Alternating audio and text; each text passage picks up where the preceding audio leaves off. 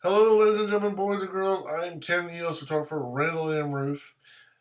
Today is Friday, April 25th, 2014 AD. And in this video, as you can see, we're going to talk about the Canon EF lens, EF 28-300mm f 3.5 5.6L IS USM. IS being image stabilized, USM ultrasonic motor. So let's talk about the lens. First of all, I have a 28-300. It's not a Canon 28-300, but it is a 28-300. So I enjoy that focal range. Do I wish it was 25 to 300 or 25 to 400, 25 to 500? Of course. But right now, 28-300 is really a wide angle, being 28 to 50, which is standard, to 300, which is telephoto. So has wide angle, standard, and telephoto all in one lens. So it's a good range. Do I wish it was a higher range? Of course, on both ends. But having said that, this really is, when it comes to lenses, whether Canon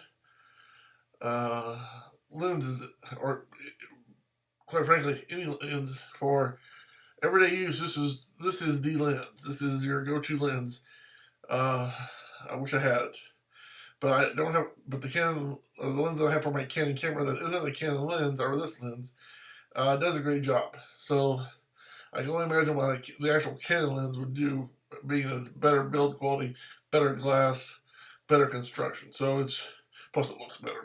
Let's be honest. So it's better in all ways. But 28 to 300 is, and today's standard, very good range. So let's go to the next page. Okay, let's go to, let's see the next page. Oh, maybe it's down. No? Let's see, what's this?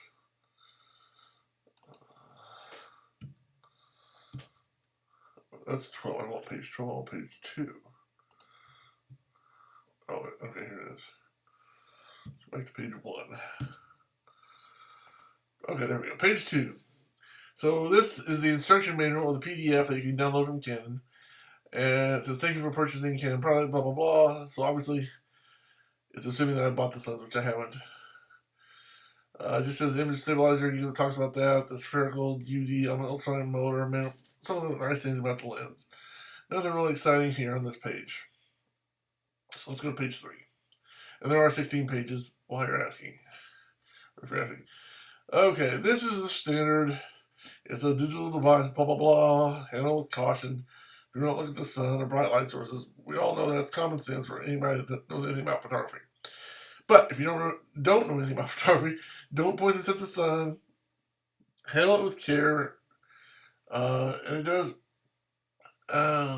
it could cause or receive interference from some electrical or devices like TVs or radio equipment or whatever, as far as receiving and sending out signals. Of course, like I said, if you take care of it like you would your lens, or like you should take care of it, it'll last a long time. So proper maintenance, it'll last a long time. And it's not a cheap lens, so you do want to take care of it. Okay, so here's the nomenclature, or the outline for the lens. This is a really cool picture. I love this picture. It's really neat.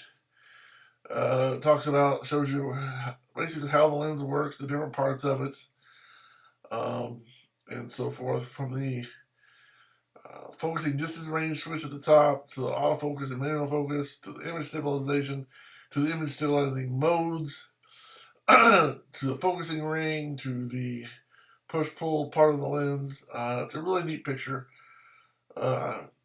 I have spent several hours looking at this picture, because it's a neat picture.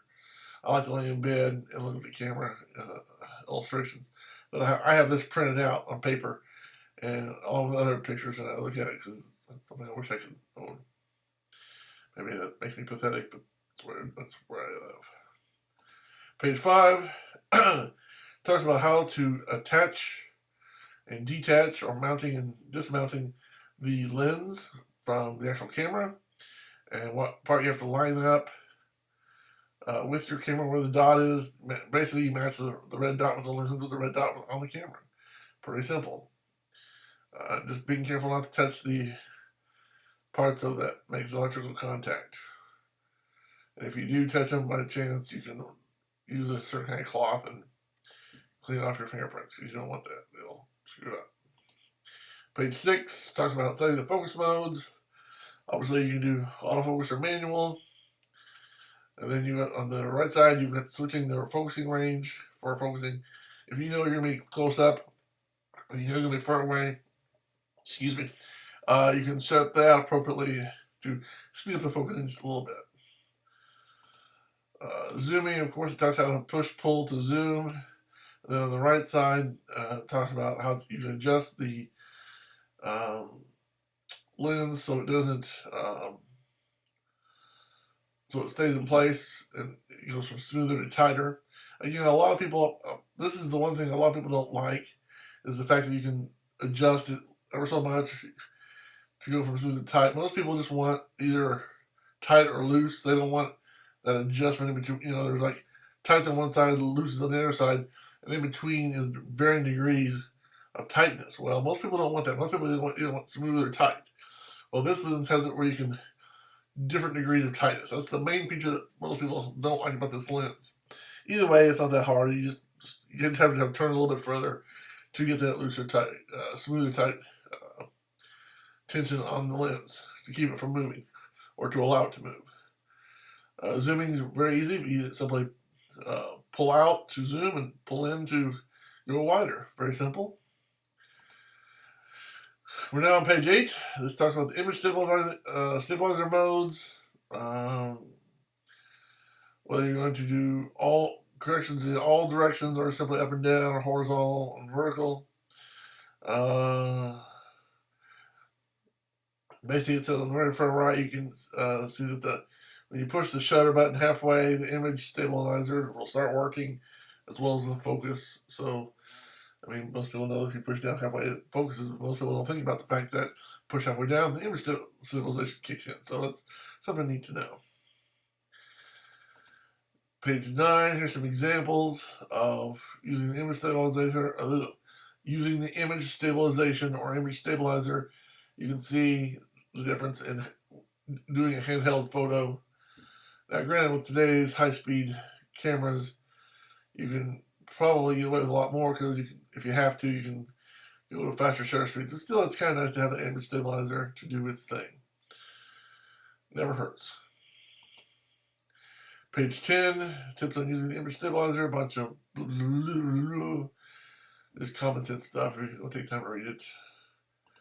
Page 11, the infinity compensation mark. So you're focused for the infinity in your background, or if you're focused on something, you know, you don't want it to be on the infinity. You know, lots of things to look at.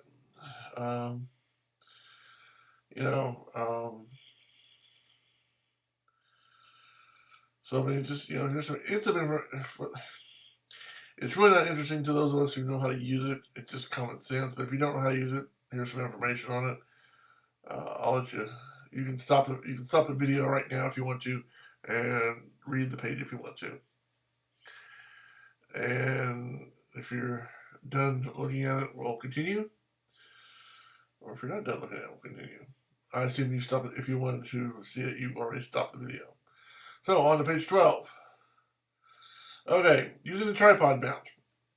Now, why do we want a tripod mount? Well, with a lens this big, you don't want to put the camera, most cameras have, on the underneath side of them have, in fact, any camera worth its money has a thing where you can screw in the tripod on the bottom of the camera. So why not screw in the bottom of the camera instead of the lens? Well, the thing is, the lens is so big that the lens becomes, instead of becoming the accessory, the camera is kind of the accessory when it comes to the lenses of this size.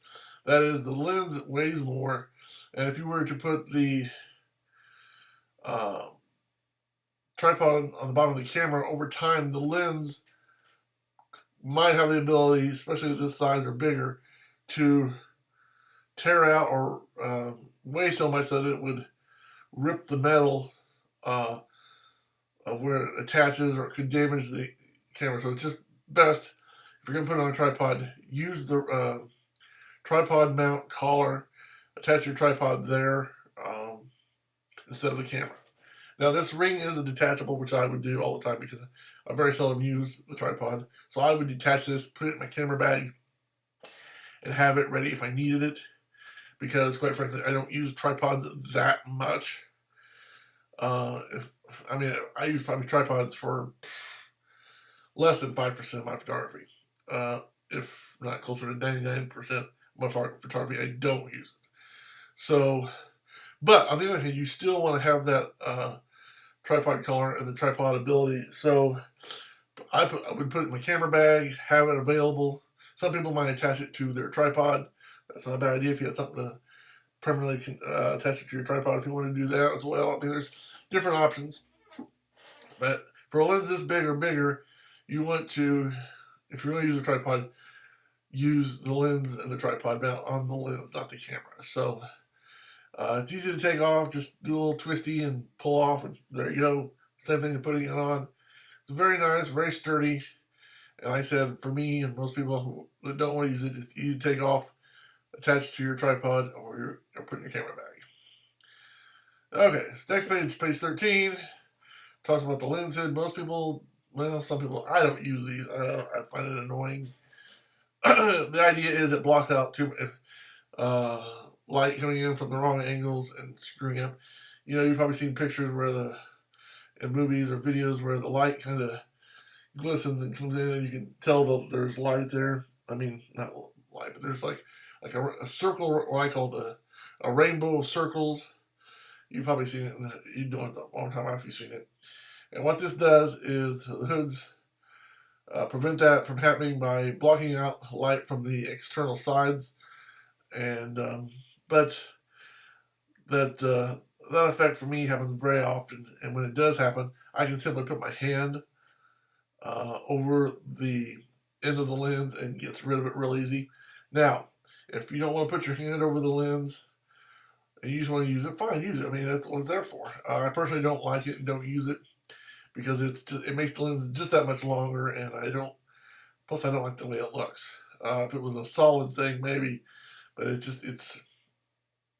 plus it does help protect the end of the lens. But I use UV zero filter on the end of my lenses. I only have one, but as far as SLR, so that way I protect the lens with a filter, but doesn't affect the photography quality. So having this for the hood for protection really isn't something I would consider. Like I said, if I want to get rid of the extra light, I can normally put my hand on the end of the lens and get rid of it real easy. But there are some situations where maybe you put it on a tripod and you can't sit there and hold your hand on it, so you want to use the hood. So I mean, that's what it's there for. If you need it, use it. If you don't mind having that extra length in your lens, by all means use it. I just personally, it's something I don't use. And even though I don't have the Canon 28-300, I had one that came with it with my 28-300. I don't use it.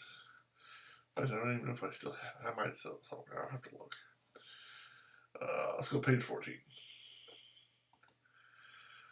Extension tubes for doing macro photography. Here's some scales. You can, if you want to, you can stop the video and check them out.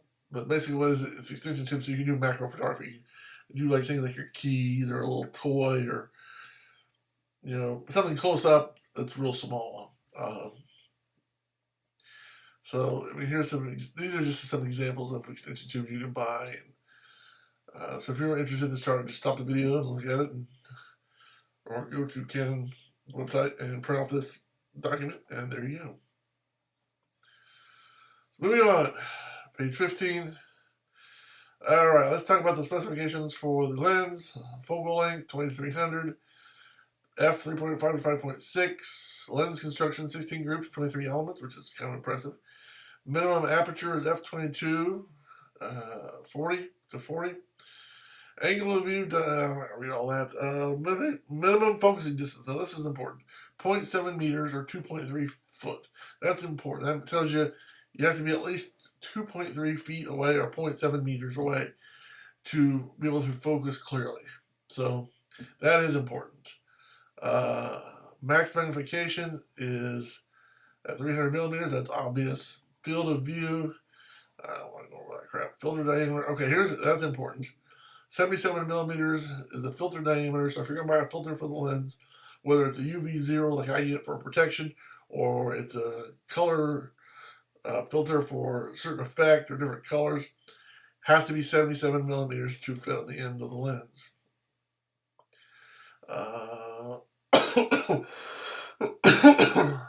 Okay, max diameter is 3.6 to 7.2 inches on the lens. The weight is 1,670 grams or 58.9 ounces, which is like 32, about 4 pounds, not quite 5 pounds maybe. I'm trying to think, 16 times, be 32, 64, not quite 4 pounds maybe. Let's see, 16 ounces in a pound, so 32, 64 ounces would be 4 pounds, so 3 pounds plus. The hood is part number EW-83G. The lens cap is part E-770, and the case is LZ1324. The hood, again, don't use the lens cap. I always put the lens cap back on when I'm done, just to protect the UV0 filter when it's in the case. The case itself I don't use because I have the lens on the camera and I put the camera and the lens together in my camera bag. So, although it's nice to have that little case. Excuse me. So there's some additional information about the size and the weight, the aperture, blah blah blah. If you want to, you can stop this video and read that right now. For the rest of you, I'm going on to page 16, which is the last page. And that's basically this. Just this Canon 2004. It's their copyright. I don't own the copyright to the images. I'm just doing the video. So let's go back here. So this video, I'm Canon EOS photographer Randall and Rueff. This has been a video about the EF lens, the EF 28-300mm f 3.5 5.6L IS USM. So until next time, I'm Canon EOS photographer Randall and Rueff. Thanks for watching. Have a good day. God bless. I hope this video has been useful for you. As always, keep taking those pictures. Bye.